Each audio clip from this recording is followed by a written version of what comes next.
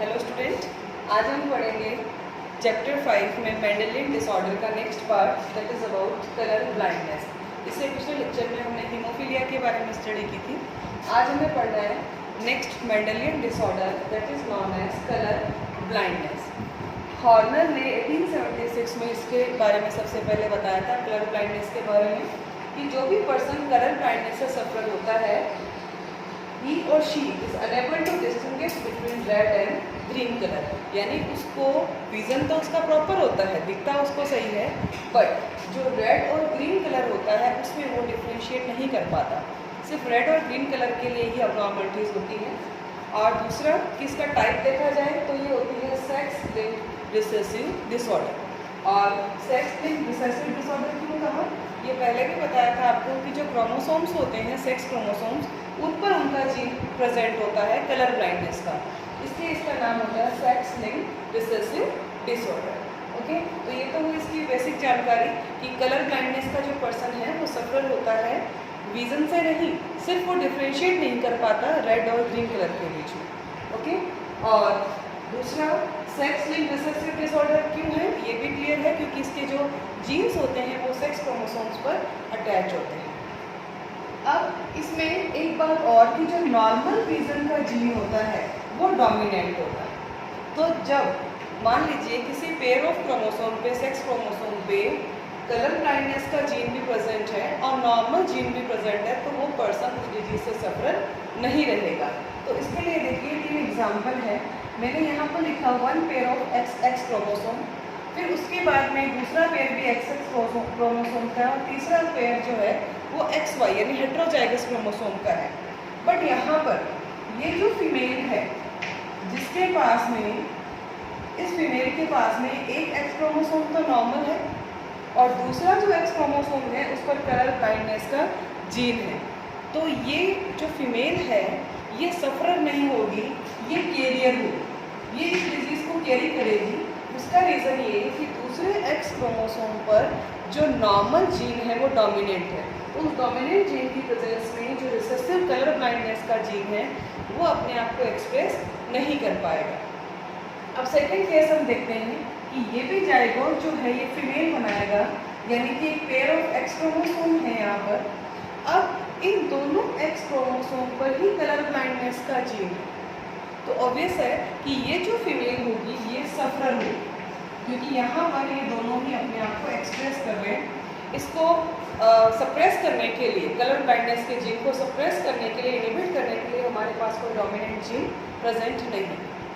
अब थर्ड हम पढ़ते हैं एग्जाम्पल XCY, यानी कि ये एक मेल का जाइगोट है, मीन्स ये मेल में कन्वर्ट होगा, जहाँ पर एक X क्रोमोसोम है और दूसरा Y क्रोमोसोम है। लेकिन यहाँ पर ये जो X क्रोमोसोम है इस पर कलर ब्लाइंडनेस का जीन है, जो Y क्रोमोसोम है उस पर विज़न के लिए कोई भी जीन प्रेजेंट नहीं होता। मीन्स यहाँ पर कोई जीन है ही नहीं, तो ऑब्वियस है ये ना डोमिनेंट है ना रिसेसिव, तो ये जो रिसेसिव है ये अपने आप को एक्सप्रेस कर देगा। रीज़न कि Y क्रोमोसोम पर विज़न का कोई भी जीन प्रेजेंट नहीं होता। तो यहाँ पर ये जो मेल होगा ये क्या होगा, सफ़र यानी अफेक्टेड, इसको कलर ब्लाइंडनेस होगा। तो मेल जहाँ भी होते हैं जहाँ पर X और Y क्रोमोसोम होता है, यदि इसके एक क्रोमोसोम पर, X क्रोमोसोम पर कलर ब्लाइंडनेस का जीन आ जाए तो वो हमेशा अफेक्टेड होता है, क्योंकि दूसरे पर कोई भी विज़न का जीन नहीं होता। और यही कारण है कि जो कलर ब्लाइंडनेस होती है वो फीमेल के कंपेयर में मोस्ट कॉमन होती है मेल में। क्यों? क्योंकि फीमेल में यदि ये वाली कंडीशन आती है कि एक पर ही कलर ब्लाइंडनेस का जीन है तो दूसरा जो नॉर्मल डोमिनेटिंग जीन है वो उसको सप्रेस कर देता है। तो ये था कुछ बेसिक अबाउट कलर ब्लाइंडनेस। अब हम कुछ प्रोसेस देखेंगे मेल और फीमेल के बीच में, जो कि आपको ये क्लियर करेंगे कि किस तरह से जो प्रोजेनी होती है उनकी, उन पर क्या इफेक्ट आता है। ओके, तो आइए नेक्स्ट हम क्रॉस करवाते हैं इनके। हाँ जी, अब यहाँ पर क्रॉस करवाया जाएगा कैरियर वूमन और नॉर्मल मेल के बीच में। तो आपको कहा जाए कि आपको कैरियर वूमन बनानी है, यानी कि कैरियर फीमेल है और उसका क्रॉस करवाना है आपको नॉर्मल मेल के साथ। तो आप इसका जो जीनोटाइप लिखेंगे वो क्या लिखेंगे, कैरियर के लिए आप लिखेंगे यहाँ पर XC और X और यहाँ पर लिखेंगे एक्स वाई।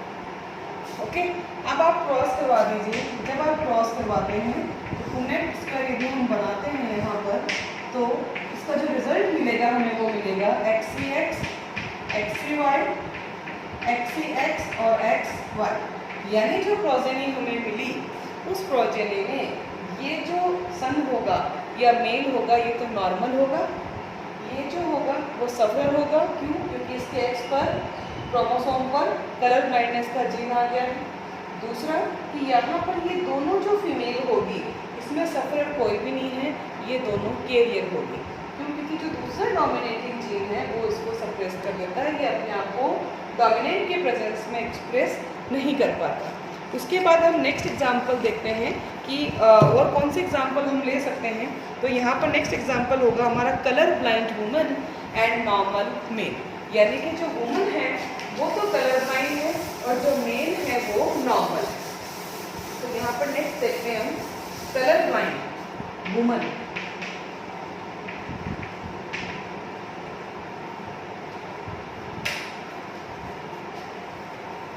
थोड़ा सा इसको और अच्छे से क्लियर कर देती हूँ। हाँ जी, कलर ब्लाइंड जो वुमन है वो कलर ब्लाइंड है, उसका क्रॉस करवाना है हमें नॉर्मल मेल के साथ, जिसका कोई भी ना उसमें कैरियर है ना ही उसमें कलर ब्लाइंडनेस है। तो यदि हम यहाँ पर इनके गैमेट्स बनाते हैं तो देखिए कलर ब्लाइंड है इट मीन्स ये सिचुएशन बनेगी, और नॉर्मल है इट मीन्स ये। अब हम इनका क्रॉस करवा देते हैं। ये गैमेट्स सेपरेट हुए एक्स और वाई, यहाँ पर जो सेपरेट होंगे वो एक्स सी और एक्स सी। तो अब इनका क्रॉस होगा पुनेट स्क्वायर में, तो आप देखोगे कि एक्स सी एक्स, एक्स सी वाई, एक्स सी और एक्स, और यहाँ पर आ जाएगा एक्स सी वाई। तो यहाँ पर हमारा जो कंक्लूजन निकला वो क्या निकला कि जो गर्ल बनी है ये वाली दोनों गर्ल, इनके सिर्फ एक क्रोमोसोम पर कलर ब्लाइंडनेस का जीन है, दूसरे पर नहीं है। तो ऑब्वियस है ये दोनों क्या बन जाएगी, कैरियर। इनमें से सफर कोई भी नहीं है, सिर्फ एक कैरियर होगी। और यहाँ पर ये जो दोनों जायगोट हमें मिले जो कि इनका जेंडर देखें तो मेल है, ठीक है। यानी ये जो प्रोजेनी जिसमें दोनों सन है या दोनों मेल है उसमें एक क्रोमोसोम पर, एक्स क्रोमोसोम पर कलर ब्लाइंडनेस का जीन आ गया। तो कलर ब्लाइंडनेस का जीन आने के कारण, क्योंकि वाई पर कोई भी विजन का जीन नहीं होता, तो ये दोनों क्या हो जाते हैं, सफरर, या हम कह सकते हैं अफेक्टेड। तो ये तो अफेक्टेड, और जो गर्ल बनी वो दोनों क्या होती है, कैरियर। ओके, तो इस तरह से आपसे ये भी पूछा जा सकता है कि प्रोजेनी में कैरियर कैसे बनेंगे या सफरर कैसे बनेंगे। तो आप लोगों को उनके पेरेंट्स के जीनोटाइप भी लिखने आने चाहिए, या फिर आपको बता दें कि पेरेंट्स ये हैं तो आप क्रॉस करके देख सकते हैं। अब नेक्स्ट क्रॉस हम देखते हैं हमारा कि जो मेल है वो कलर ब्लाइंड है और जो वुमेन है वो भी कलर ब्लाइंड है, यानी दोनों ही कलर ब्लाइंड है, तब उनकी प्रोजेनी कैसी होगी।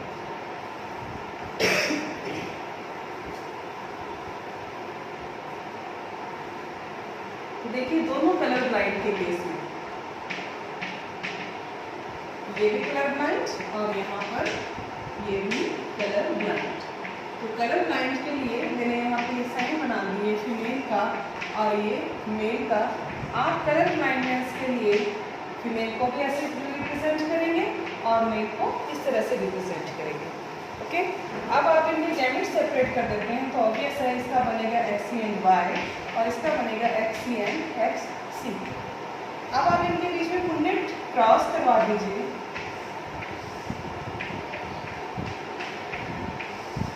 आप जब मैं क्रॉस करवाऊंगी तो जो रिजल्ट्स आएंगे वो क्या होंगे हमारे पास।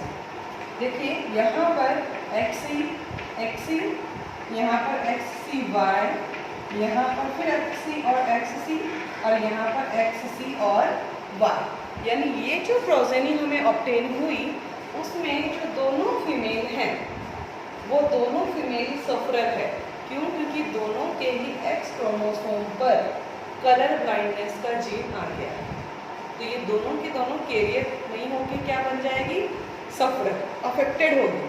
तो दूसरा यहाँ पर हम बात करें कि जो हमें मेल प्रोजेनी मिली है, इस मेल प्रोजेनी में एक्स क्रोमोसोम पर कलर ब्लाइंडनेस का जीन आ गया और वाई पर होता ही नहीं है, तो ये दोनों के दोनों क्या बन जाएंगे, कलर ब्लाइंड। मीन्स हम कह सकते हैं कि यदि एक कलर ब्लाइंड वुमन की कलर ब्लाइंड मेल के साथ मैरिज होती है तो जो उनकी सारी प्रोजेनी होती है वो कैसी होती है, कलर ब्लाइंड होती है। ओके, मीन्स की प्रोजेनी का कलर ब्लाइंड होना, कैरियर होना, अफेक्टेड होना या ना अफेक्टेड होना वो डिपेंड करता है कि आपने जो पेरेंट्स है उनके जीनोटाइप उन्होंने कैसे लिए, क्या वुमन वो कैरियर है या कलर ब्लाइंड है। और ये भी डिपेंड करता है साथ में कि जिस पर्सन के साथ में उसका क्रॉस हो रहा है वो नॉर्मल विजन का है या कलर ब्लाइंड है, क्योंकि जो मेल होते हैं वो तो कैरियर होते ही नहीं, या तो वो नॉर्मल होंगे या फिर वो कलर ब्लाइंड होंगे। ओके, अब ये बात आती है कि ये जो डिजीज़ होती है इसके हार्म क्या होते हैं। तो नॉर्मल विजन में तो कोई भी इफेक्ट नहीं आता, बट कई जॉब ऐसी होती है जैसे कि आप आर्मी, मिलिट्री, कहीं भी हाई प्रोफाइल जॉब में जाना चाहें, वहाँ पर इस पर्सन को जो भी कलर ब्लाइंड है उसको सेलेक्ट नहीं किया जाता। जब ड्राइविंग केसेस भी होते हैं, जैसे खुद तो हो सकता है ड्राइविंग कर ले, बट ड्राइविंग लाइसेंस भी कम इशू होते हैं क्योंकि ट्रैफिक लाइट के जो सिग्नल्स होते हैं वहाँ पे वो रेड कलर और ग्रीन कलर को डिस्टिंग्विश भी नहीं कर पाता। बाकी वो अपनी लाइफ नॉर्मली स्पेंड करते हैं, उनको कोई दिक्कत नहीं आती क्योंकि विज़न अफेक्टेड नहीं होता। बट जहाँ पर कलर के मैटर्स आते हैं, कलर के इशू होते हैं, वहाँ पर उन पर्टिकुलर जॉब में उनका रिजेक्शन होता है। तो ये था स्टूडेंट हमारा टॉपिक अबाउट कलर ब्लाइंडनेस, जो कि सेक्स लिंक्ड रिसेसिव डिसऑर्डर था। और ये कौन सा टॉपिक से कनेक्ट करता था, मेंडेलियन डिसऑर्डर्स। ओके।